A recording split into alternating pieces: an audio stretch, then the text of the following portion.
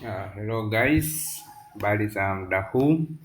Karibuni katika kipindi kingine cha Pharmacognosy, ambacho kipindi cha leo ni session number 5 of our continuation of our subject, ambapo session yetu ya leo ni about morphology of the root. Kwenye kipindi cha leo we have the following task. Ya kwanza tuna to explain the root, cha pili to classify the roots, then is to differentiate between monocot and dicot root, and the last one or last task will be to mention the function of the functions of the root. Now let us look on one learning task after another, by starting with the characteristics of the plant root. Kwanza, root ni nini? Root ni sehemu ya mmea ambayo ina attach mmea wenyewe kwenda kwenye soil. Hiyo ndo root. Kwa root ni part of the plant which attach it to the soil or to the ground. Kwa root constitute the underground part of the plant axis, and it is an organ of the plant that is typically lies below the surface of the soil. Also, on the roots there is root hairs which function to increase surface areas for absorption of water and the minerals from the soil. Then baada ya kuona introduction kidogo about the roots, let us go on the types of the root or classification of the root. We have three groups of the root. Ya kwanza ni taproot system, ya pili ni fibrous root system, na ya tatu ni adventitious root au adventitious root system, ambao tukianza na moja baada ya nyingine. By starting with taproot system, taproots ni one large vertical root. Kwa hiyo taproot root ni root ambazo zinapatikana kwenye mimea ya Dicotyledonous au Dicot plants kama maharage na aina nyingine yote ya mimea ya Dicot, ambapo hizi roots zinavyokuwa kunakuwa na one taproot, mzizi mkuu mmoja, ambapo other roots zina grow laterally from kuanzia kwenye ule mzizi mkuu. Then another class ni fibrous roots, ambazo hizi ni roots zinapatikana kwenye monocot plants, hasa mimea kama mahindi na aina mimea nyingine yote ya monocot imepossess hii aina ya root ambayo ni fibrous root. Kwa fibrous root zinakuwa ni mighty thin roots that spread out. Kwa hiyo zinakuwa ni mighty root au many roots ambazo zina spread out from one source. Then another type of root ni adventitious root, ambayo adventitious root hizi ni aina za root ambazo zina form in any plant part other than the roots, au hii ni aina ya mizizi ambayo inaota sehemu yote ya mmea, ambayo unaweza kutumeota hata kwenye shina, kwenye branches na nini. Ile aina ya mizizi zote zinaitwa adventitious root, ambazo hizi adventitious root ni very common kwenye grasses au kwenye majani. Kwa hizi ni aina tatu za root, of three classes of the roots. Baada hapo, let us look on general internal structure of the root. Kwa internal structure of the root diagrammatically zinaonekana hivi, ambapo tutakuwa na root anatomy. Kwenye root anatomy tunaangalia zones of the root, ambayo any root has got three zones, ambazo zone ya kwanza ni zone of cell division, zone ya pili ni zone of cell elongation, na zone ya tatu ni zone of maturation, ambayo zone of maturation may contain matured tissue, lakini pia ina root hairs ambazo zina increase surface area for absorption of water and minerals from the soil, ambayo diagrammatically iko mzizi unaonekana hivi, ambayo hii ni zone of maturation ambayo may contain matured tissues na root hairs kama zinavyoonekana hapa. Lakini pia kuna zone of elongation kwa ajili ya increase length of the root, lakini pia kuna zone of cell division, ambapo major activity now take place hapa ni division au increase number of the cell in order to enable the root to increase in length. Kwa hiyo zone anatomy of the root ina zone tatu, ambayo hiyo zone of cell division, zone of elongation na zone of maturation. Baada hapo, let us look on the function of the root, ambao root has got four major function, ambao function ya kwanza is to support the plant in the soil. Then function ya pili ya root is to facilitate absorption of water and other nutrients from the soil. Then another function is storage of food. Also another function, the last one, is to transport minerals and water to other parts of the plant. Only these are the only 4 major function of the root on the plants. Baada hapo, let us look anatomy of monocot roots or monocotyledonous roots, ambayo anatomy of monocot root ina structure 3. Imeundwa na structure 3. Structure ya kwanza ni rhizodermis, ambayo rhizodermis ni kama epidermis au outermost part of the root. Then structure ya pili ni cortex na structure ya 3 ni stem. Kwa hizi ni structure 3 zinazounda internal part of the root, ambazo diagrammatically zinaonekana hivi, ambapo hii ndo rhizodermis au outermost structure, outermost part of the root, ambayo imeundwa na parenchyma cell ambazo zimeungana pamoja without intercellular spaces. That means these cell ambazo zinaunda hii part zimeungana pamoja without intercellular space. That means no space between one cell and another. Then baada hapo, hii ni structure ya nje kabisa ambayo ni rhizodermis. Then structure inayofuata baada hapo ni endodermis, ambapo endodermis ni hii structure ambayo ni hii ambayo inazunguka hizi internal part of the root, ambayo sasa structure iliyopo katikati ya endodermis pamoja na endodermis hadi kwenye rhizodermis, hii structure hapa katikati ndio inaitwa cortex. Then structure nyingine iliyopo ni pericycle, ambapo pericycle ni hapa katikati ya endodermis, katikati ya endodermis pamoja na katikati ya endodermis na phloem. Hapa katikati hapa ndo panaitwa, yani hapa katikati kuzunguka pote ndo panaitwa pericycle. Then this is phloem and this is xylem, na hapa katikati panaitwa pith. Kwa hizi ni parts, ni diagrammatical representation of anatomy of monocot plant abdominal structure, hizi zote kama zinavyoonekana hapa. Then let us describe these parts in detail one after another by starting with the rhizodermis, ambayo rhizodermis ni outermost layer of the root, ambayo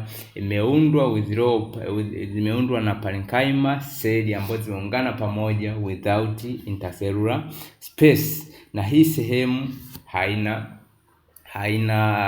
haina stomata, lakini pia zina root hairs ambazo most ni cellulars kwa ajili ya increase surface area for water and minerals absorption, and the major function of this part is to protect the inner tissue or inner part of the root. Then another part ni cortex, ambao cortex kama tulivyoona kwenye diagram ni cell tu, na yenyewe imeundwa na parenchyma cell, lakini the cell ambazo zimeunda cortex ziko loosely arranged with a lot of intercellular spaces. That means kama zina a lot of intercellular spaces, that means major function take place hapo ni storage of food materials within the plant. Kwa hiyo the cortex na yenyewe imetengenezwa kwa parenchyma cells, and also has many layers of parenchyma cell with a lot of intercellular spaces for the purpose of storing food materials. Also this cell possess leucoplast, ambayo leucoplast ni specialized part for storage of starch materials. Also continuation, the major function of cortical cell is storage, lakini pia hii slide yote hii nitaelezea kwa kutumia mchoro wa hapo mbele. Kwa slide yote inaweza kuwa summarized kwa kutumia huu mchoro, ambao huu mchoro wote hapa, hii yote ni endodermis, ambao ni endodermis kama tulivyoiona kwenye layer kwamba ni hii hapa endodermis. Kwa hiyo ukikata part ukaichora yenyewe inaonekana kama inavyoonekana kwenye huu mchoro. Kwa hiyo ni endodermis. Endodermis tulisema endodermis ndo hii hapa part. Kwa maana yake maji kama ni water and minerals zinatoka huku nje zinaingia hapa, zinapita kwa endodermis hadi kuingia kwenye hizi vesicular tissues au xylem tissues kwa ajili ya kuwa transported kupanda kwenye kwenda kwenye leaves. Kwa ili maji yaweze kufika hapa na minerals lazima ziruhusiwe kupita hapa kwenye endodermis, ambayo ya mechanism ya corral ni kama ifuatavyo. Kwa endodermis ni kama hii hapa, ambapo ina structures kama hizi structures zinaitwa Casparian strips. Then maji yanapokuwa yanaingia kwenye endodermis yanaingilia hapa, hayaingilii hapa. Maji yanaingilia hapa kwenye ambazo hizi seli zote ambazo hazina hapa ni part ya endodermis ambayo haina Casparian strip inaitwa passage cell, ambayo tunasema ni passage kwa sababu ndio sehemu hapo maji yana cross kuingia ndani ya seli kwa ajili ya kwenda kwenye hizo vascular tissue for transportation. Kwa maji yanaingilia hapa kwenye passage cells au passage cell, mfano hapa pote yanaingilia hapa, yanaingilia hapa. Then hizi sehemu zote ambazo zini passage cells zote hizi maana zimepakana na metaxillium, maana xylem ziko hapa ndani, maji yanaingia hapa, akishapita hapa anafikia kwenye xylem kwa ajili ya transportation. Kwa hizi cells zote ambazo zimepakana na metaxillium zinaitwa passage cell kwa sababu zina allow water to enter within the vascular tissue. Na hizi seli hizi zimekuwa thickened au zimeimarishwa na structure inaitwa suberin ambayo inaonekana kwenye slide ya hapo nyuma, lakini pia hizi seli zote hazina Casparian strip, ambapo Casparian strip ni hii ambayo ina bond kati ya hizi parts za endodermis, ambayo the major function of Casparian strip ni ku prevent the entry of water once has been entered into the vascular tissue. Kwa ni kuzuia maji yakishaingia huku kwenye xylem yasirudi tena kurudi kwenye cortex, ndio major function of Casparian strip. Kwa maji yanaingilia hapa, then hii Casparian strip inazuia maji yakishaingia huku yasirudi tena nje kupitia hapa. Kwa ukisummarize soma hii slide yote inakuwa explained na huu mchoro ambao umeona hizi passage cells ambazo seli hazina Casparian strip, na Casparian strip ndio hii structure ambayo ina prevent the entry of water into the cortex once water has been entered into the vascular tissue. Na hizi kuta zote za passage cells zimekuwa thickened na thickening material inaitwa suberin ambayo inakuwa secreted na plant yenyewe. Kwa hiyo indiko hivyo. Then baada hapo tumemaliza cortex. Baada hapo let us discuss on vascular system au cell.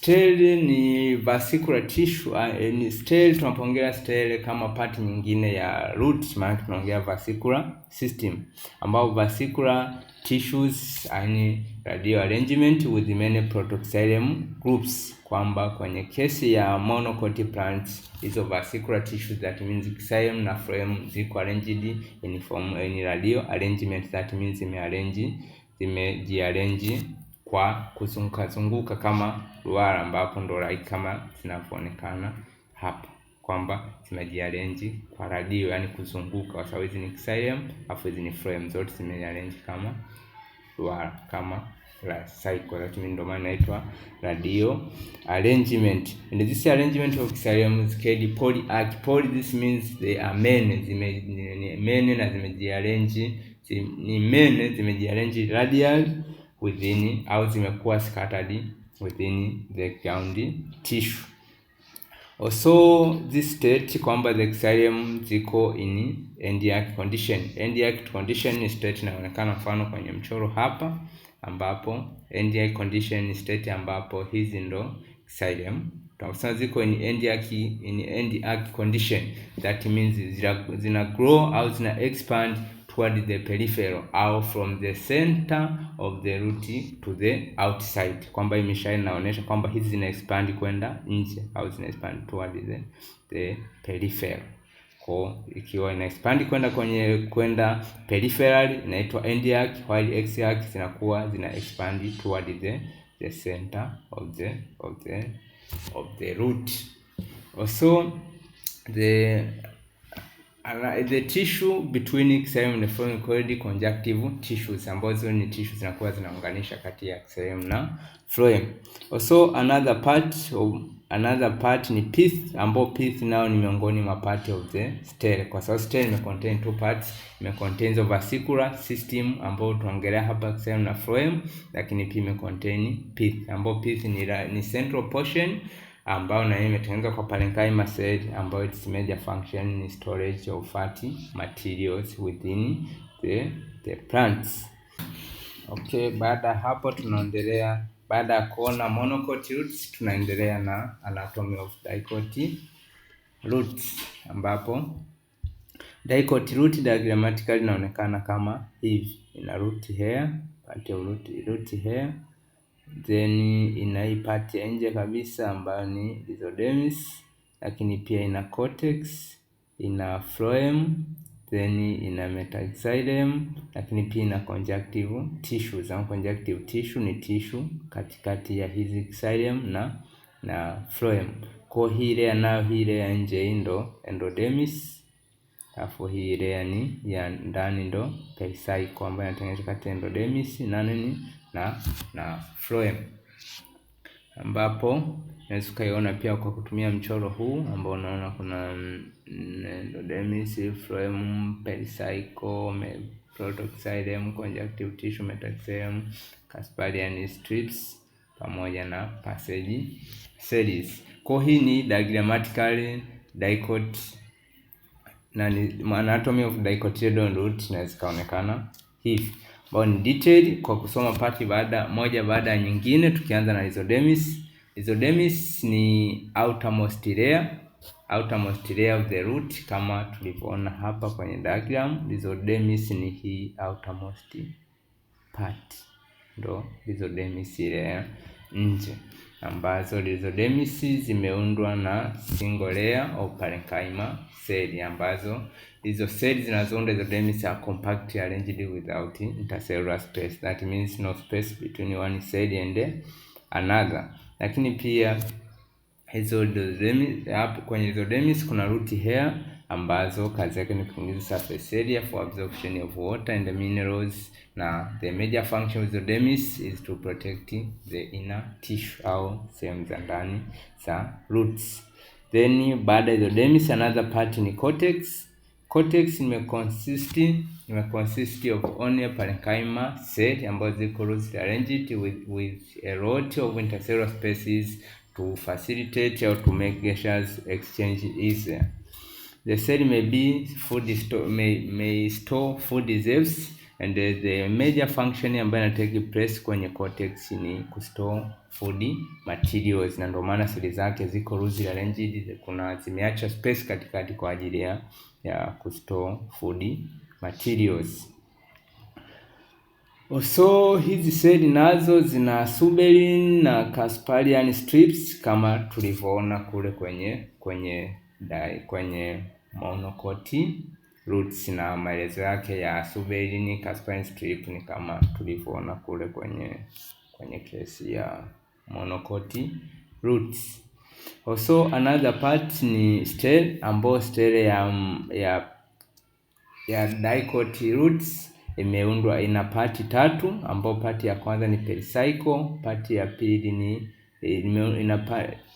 the stem ya dicot roots ina pati mbili, ambao ni pericycle pamoja na vesicular tissue, that means yenyewe ina rack au haina pith kama ilivyokuwa kwenye monocot plants, ambao pericycle ni generally a single layer of parenchyma cell found in two endodermis, that means pericycle ndo ambayo inatenganisha kati ya endodermis na phloem tissues, ambayo also unaweza kuita ni outermost layer of the stem, ambayo lateral roots au zile root ambazo zina grow from the main root au from the tap root kwenda kwenye other direction zinaanzia hapa kwenye pericycle part of the dicot root. So kwa sababu hizi roots zinaanzia hapa kwenye pericycle, these roots are called endogenous roots, au ni have endogenous in origin kwa sababu zinaanzia ndani ya roots. Also another part ya pili ya stem ni vesicular tissue, ambao vesicular tissue ziko in form of radial arrangement, lakini pia zimecontain conjunctive tissue kwa ajili ya kuunganisha kati ya xylem na phloem, kwamba ni radially arranged kama zinavyoonekana kwamba zimejiarrange radially around the radially, na hizi ndo phloem, alafu hizi xylem, alafu tissue inaunganisha kati ya xylem na phloem ni conjunctive tissue. So kitu kingine cha kuangalia ni difference kati ya monocot na dicot roots. Kwenye monocot tusema ni polyarch, that means ziko ni nyingi, kwamba zile vesicular tissue ni nyingi, halafu zimejiarrange to scattered within the ground tissue. Lakini pia dicot hapa ni tetrarch. Tetrarch means ni only 4 kama zinavyoonekana kwamba xylem hapa ni 4, ya kwanza, pili, ya tatu, ya nne. So pith is usually large at the center, while kwenye dicot hamna pith. So kwenye monocot metaxylem vessels are generally circular in cross section, while metaxylem vessel kwenye dicot ni polygonal in shape. Also hizi zina conjunctive tissue ambayo imeundwa na sclerenchyma tissue, while hizi zina conjunctive tissue ambayo ni tissue between xylem na phloem ambayo imeundwa kwa parenchyma tissue. Also in monocot roots hamna secondary growth, while in dicot roots kuna secondary growth, ambayo secondary growth ni sema ni inner growth ambayo inakuwa accompanied na increase in thickness of the plant. Kwa hizi tano ni major difference kati ya monocot roots pamoja na dicot roots. Baada ya kusema hayo, this is the end of my session. Thank you for listening.